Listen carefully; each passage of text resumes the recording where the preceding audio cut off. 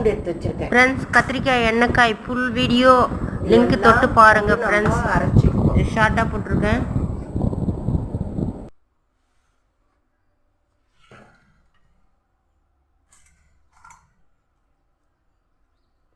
பூண்டு போட்டுக்குவோம். வெங்காயம் போட்டுக்குவோம். சீரகம் போட்டுக்குவோம்.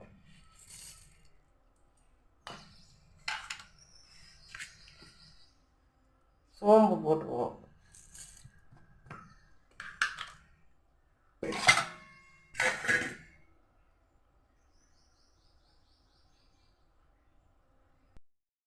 மஞ்சத்தூள் மிளகாத்தூள் எல்லாமே போட்டுக்குவோம்.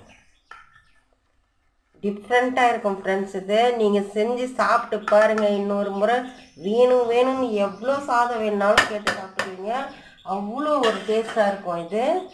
இப்போது இதெல்லாம் போட்டு அரைச்சிக்கணும். புளி கரைச்சி வச்சுருக்கேன், அதை இதில் போட்டுக்குவோம்.